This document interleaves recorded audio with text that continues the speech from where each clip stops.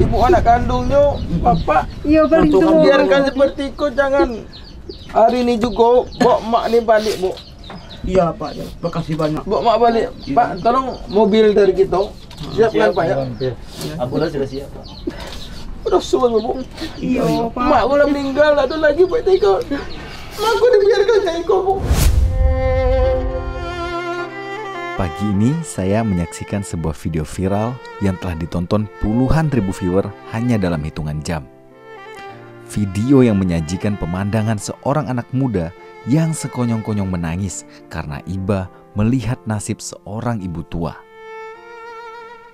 Tangisan sebagai perwujudan emosi yang menggambarkan empati sang pemuda adalah hal yang wajar, karena emosi dan empati merupakan reaksi alamiah manusia terhadap berbagai kondisi yang nyata.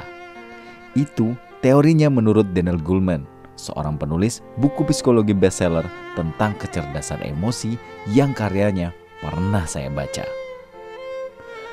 Dedi Wahyudi, nama pemuda dalam video tersebut. Pemuda yang sekarang menjabat sebagai wakil wali kota Bengkulu. Lalu apa? Apa yang membuat sang pemuda begitu menghayati dan menangis? Ternyata tangisnya adalah tangis seorang anak yang teringat kepada ibunya yang telah tiada. Bisa kita bayangkan betapa tajam rindu yang pemuda ini pendam.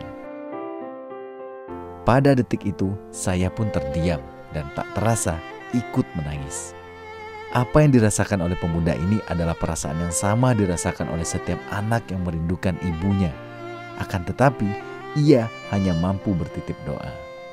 Ya, ini patah hati namanya. Patah hati sebenarnya, karena merindu orang tua yang tak mungkin bertemu lagi di dunia. Saya pun teringat satu kisah dalam agama Islam. Kisah tentang seorang pemuda miskin bernama Uwais Al-Qarni.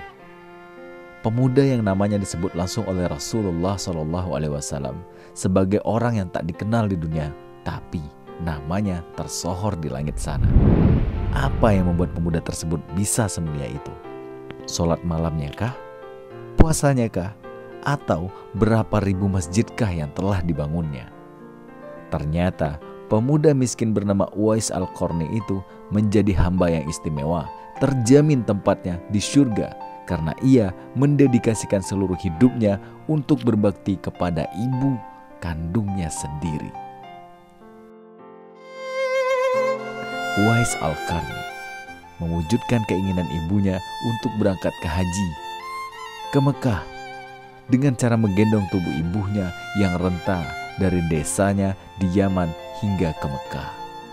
Sebuah bakti yang sungguh luar biasa beratnya.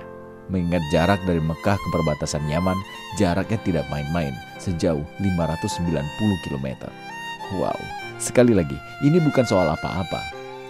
Ini soal bakti kepada orang tuanya, terutama bakti anak kepada seorang ibu. Karena berkata Rasulullah SAW ketika ditanyakan perihal siapa yang berhak untuk kita berbakti kepadanya setelah bakti kita kepada Allah dan Rasulnya, maka Nabi menjawab, ibumu, ibumu, ibumu, lalu bapakmu. Karena faktanya, tanpa cinta kedua ibu bapak kita tak akan pernah bisa menjadi apa-apa. Hormat dari kami untukmu, wahai pemuda yang merindukan bakti kepada kedua orang tua.